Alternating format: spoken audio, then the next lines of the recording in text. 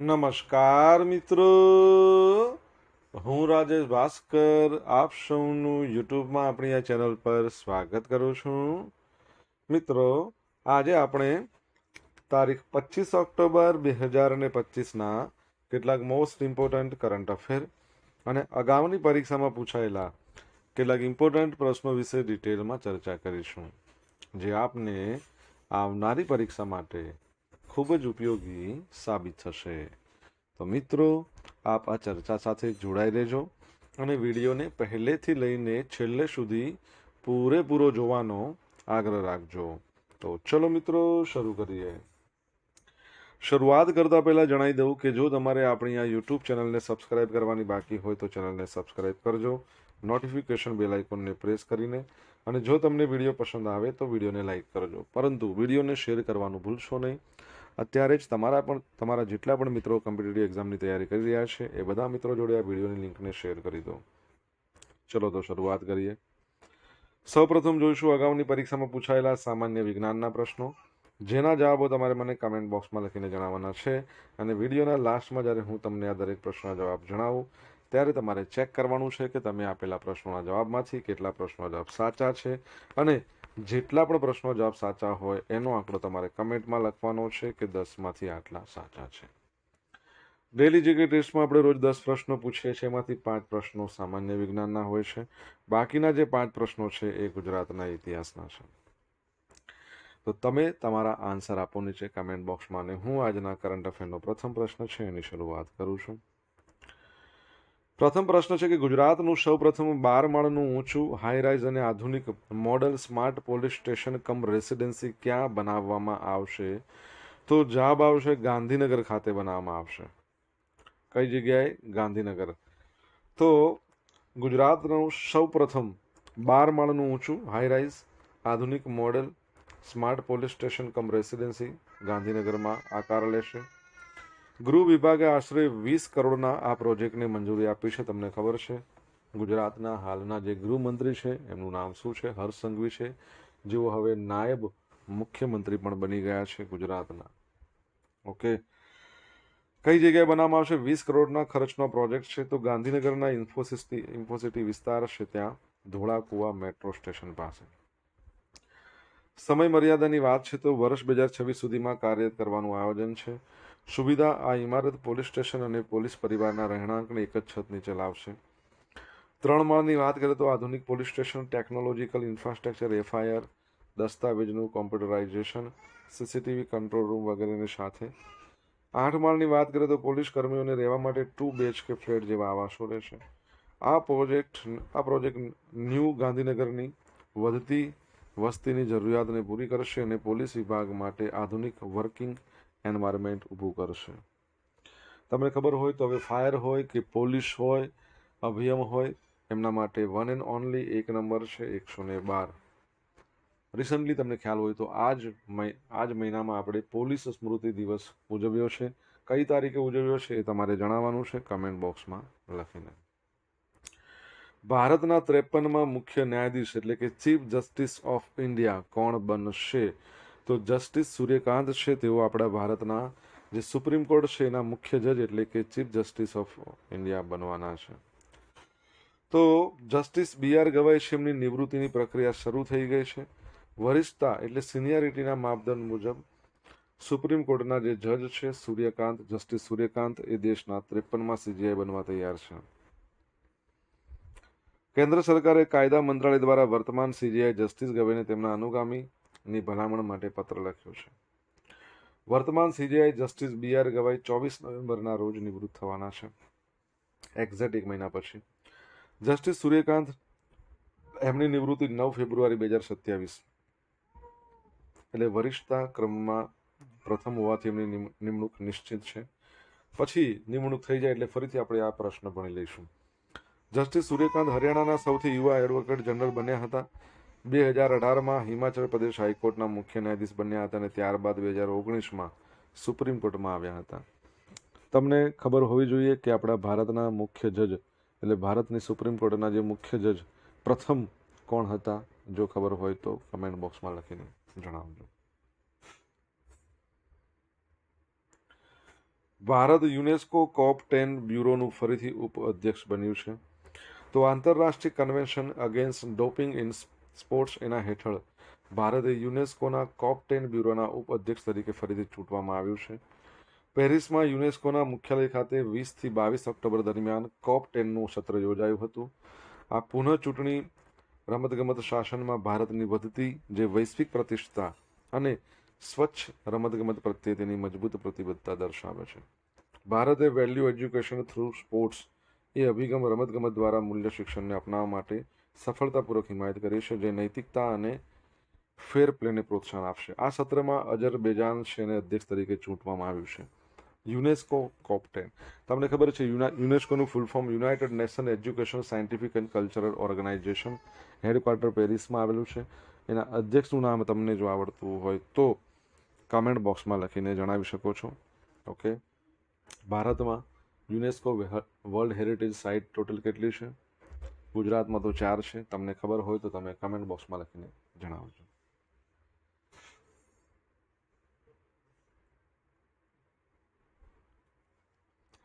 મિત્રો, વિડીયો પસંદ આવ્યો હોય, ભણવાની મજા આવી હોય તો વિડીયોને લાઇક કરજો. તમારા મિત્રો જોડે વિડીયોની લિંકને શેર કરજો. આપણી બંને યુટ્યુબ ચેનલ રાજેશ ભાસ્કર 2ને સબસ્ક્રાઇબ કરજો. નોટિફિકેશન બેલ આઇકોનને પ્રેસ કરીને જો તમારે ડેલી કરંટ અફેરની પીડીએફ જોઈતી હોય તો આપણી ટેલિગ્રામ ચેનલને જોઈન કરી લો. તમને આ ડેલી કરંટ અફેરની પીડીએફ મળશે. સાથે સાથે રોજ પોલ્સ પણ રમવા મળશે.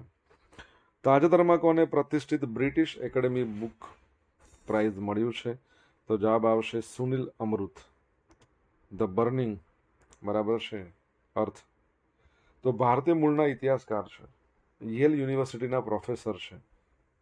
અમૃત, ઉંમર વર્ષ 46 ને તેમનું પુસ્તક the burning earth and environmental history of the last 500 year એના માટે પ્રતિષ્ઠિત બ્રિટિશ એકેડેમીનું પ્રાઇઝ મળ્યું છે, જેમાં 25,000 પાઉન્ડ રૂપિયાની પુરસ્કાર મળે છે. આ પુરસ્કાર માનવતા અને સામાજિક વિજ્ઞાનના ક્ષેત્રમાં ઉત્કૃષ્ટ બિન સાહિત્યિક કાર્યને સન્માનિત કરે છે. આ પુસ્તક પર્યાવરણીય પરિવર્તનના પરિપ્રેક્ષ્યમાં વૈશ્વિક ઇતિહાસને રજૂ કરે છે. તે છેલ્લા 500 વર્ષના સામ્રાજ્યવાદ, પર્યાવરણ અને માનવ પ્રગતિને જોડતી કથા રજૂ કરે છે. દક્ષિણ ભારતીય માતા પિતાના સંતાન સુનિલ અમૃતનો જન્મ કેન્યામાં થયો હતો અને તેમનો ઉછેર સિંગાપુરમાં અને હાલમાં યેલ યુનિવર્સિટી છે નો ઇતિહાસના પ્રોફેસર છે. તમને ખબર છે જ્ઞાનપીઠ પુરસ્કાર 2024નો કોને આપવામાં આવ્યો? જો તમને ખ્યાલ હોય તો કમેન્ટ બોક્સમાં લખીને અવશ્ય જણાવજો. ભારતીય આંતરરાષ્ટ્રીય ચોખા પરિષદ 2025 એ ક્યાં યોજાવાની છે? તો નવી દિલ્હીમાં યોજાવાની છે. બરાબર છે. કઈ જગ્યાએ? નવી દિલ્હીમાં.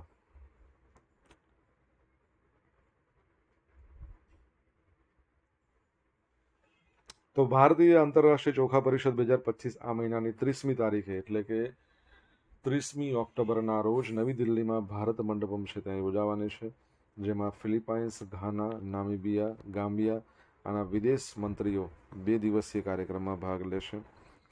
ભારત વિશ્વના સૌથી મોટા ઉત્પાદક અને નિકાસકાર દેશોમાંનો એક છે, જે 172થી વધુ દેશોમાં ચોખાનો પુરવઠો પૂરો પાડે છે.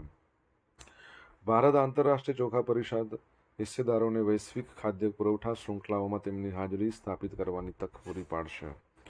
આ પરિષદ વૈશ્વિક ચોખા વેપારમાં પારદર્શિતા, કાર્યક્ષમતા, સ્થિતિસ્થાપકતા અને મજબૂત બનાવવા માટે ઉત્પાદકો, નિકાસકારો, આયાતકારો, નીતિ નિર્માતાઓ, લોજિસ્ટિક્સ, સંશોધન સંસ્થાઓ અને સંલગ્ન સેવા પ્રદાતાઓને પણ એક સાથે લાવશે.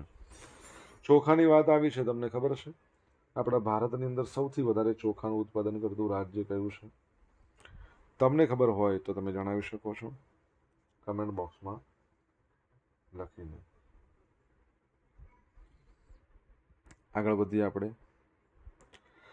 બેંક ખાતામાં હવે 4 નોમિની ઉમેરી શકાશે. 1 નવેમ્બરથી નવા નિયમો અમલમાં આવી જશે.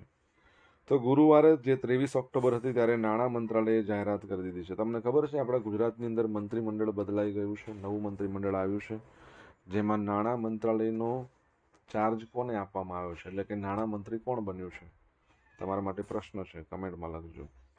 તો નાણાં મંત્રાલયે જાહેરાત કરી હતી કે 15 એપ્રિલ 2025ના રોજ સૂચિત કરાયેલ બેન્કિંગ કાયદા સુધારા અધિનિયમ 2025 એમાં મુખ્ય નોમિનેશન નિયમો 1 નવેમ્બરથી અમલમાં આવશે. નોમિનીની સંખ્યા હવે તમારા બેંક ખાતામાં 4 જેટલા નોમિની ઉમેરી શકાશે. હિસ્સાની ફાળવણી ગ્રાહકો દરેક નોમિનીનો હિસ્સો ટકાવારી સ્પષ્ટ કરી શકશે. જેમ કે 1, 2, 3, 4 છે, અમને 50% આપ્યા, અમને 30% આપ્યા, અમને 10% આપ્યા અને 10%, એ રીતે કરી શકે. લોકર્સ, સેફ્ટી લોકર્સ માટે પણ 4 નોમિની નોમિનેટ કરી શકાશે, જેમાં એક પછી એક સક્સેસિવ નોમિનેશનનો વિકલ્પ મળશે. આનાથી લાભ શું થશે? ખાતાધારકના મૃત્યુ પછી પૈસાનો ક્લેમ મેળવવાનું પરિવાર માટે વધુ સરળ અને ઝડપી અને પારદર્શક બનશે. આ ફેરફારો બેન્કિંગ સિસ્ટમમાં ઉત્તરાધિકારી એમાં સ્પષ્ટતા લાવશે. બરાબર છે.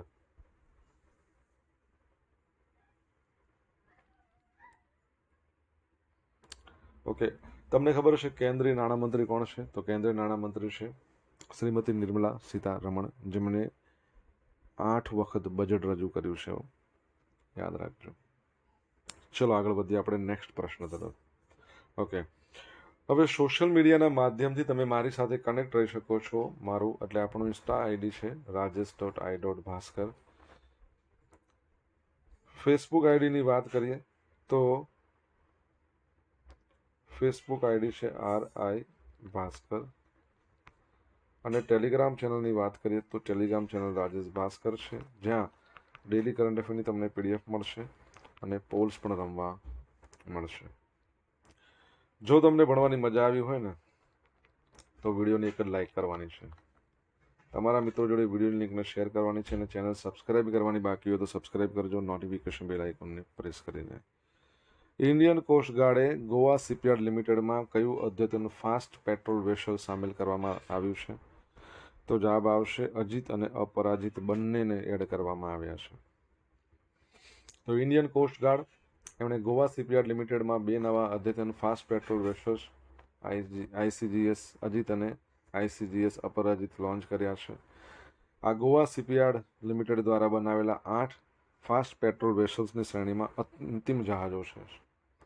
આ જહાજો સંપૂર્ણપણે સ્વદેશી છે અને કંટ્રોલેબલ પિચ પ્રોપલર્સ એ સિસ્ટમથી સજ્જ છે, જે તેમને શ્રેષ્ઠ નિયંત્રણ અને ગતિ આપે છે. ભૂમિકાની વાત કરીએ, દરિયા સુરક્ષા કરશે, તસ્કરી અને ચાંચાગીરી વિરોધી કામગીરી, સર્ચ એન્ડ રેસ્ક્યુ મિશન એના માટે પણ ઉપયોગી રહેશે. આ લોન્ચ આત્મનિર્ભર ભારત હેઠળ ભારતની દરિયા સુરક્ષા કાર્યક્ષમતાને મજબૂત બનાવે છે.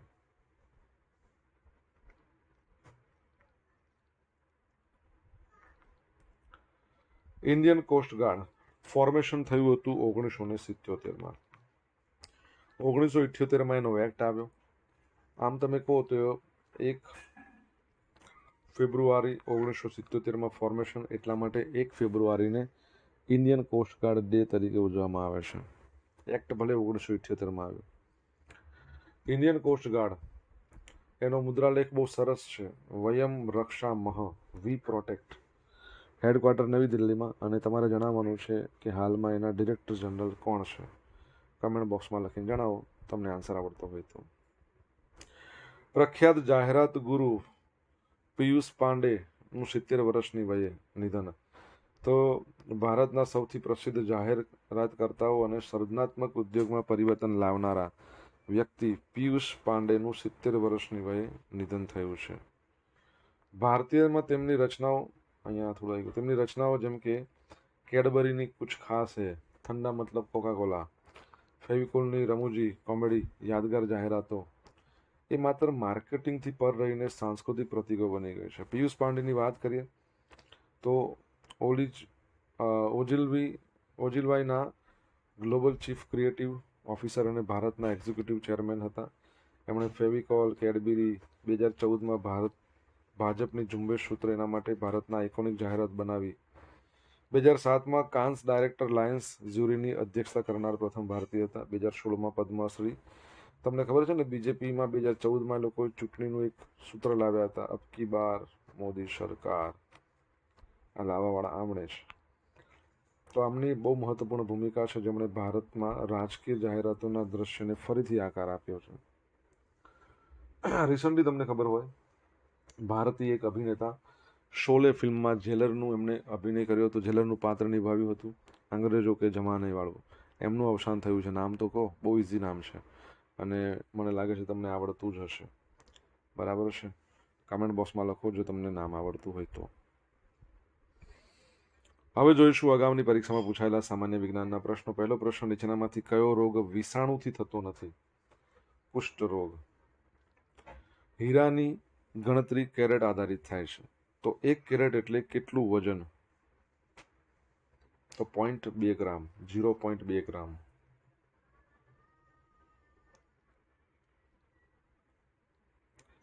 આપણી સૂર્યમાળાનો કયો ગ્રહ વધુ ચંદ્ર ધરાવે છે? તો ગુરુ ગ્રહ.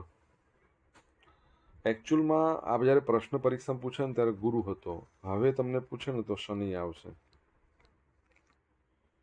બરાબર છે, શનિ આવશે. હવે પ્રશ્ન પૂછાય તો. આ ભૂતકાળમાં પૂછાય ત્યારે અલગ હતું. ઘણા ખરા ઉપગ્રહોનું ધરીભ્રમણ પશ્ચિમથી પૂર્વ દિશાનું છે. કયો ગ્રહ પોતાની ધરી પર એ દિશામાં ફરે છે? શુક્ર. વિનેગારનું રાસાયણિક નામ શું છે? તો ડાયલ્યુટ એસિટિક એસિડ. હવે જોઈશું અગાઉની પરીક્ષામાં પૂછાયેલા ગુજરાતના ઇતિહાસના પ્રશ્નો. પહેલો પ્રશ્ન, ગુજરાત રાજ્યના મુખ્યમંત્રી તરીકેનો કાર્યભાર સૌથી વધુ સમય કોણે સંભાળ્યો? તો તમને આવડે છે, નરેન્દ્ર મોદી સાહેબે. આમાંથી કોને બીજી વખત ગુજરાતના મુખ્યમંત્રી બનવાનું સૌભાગ્ય સાંપડ્યું નથી? બીજી વાર બન્યા જ નહીં. તો અમરસિંહ ચૌધરી.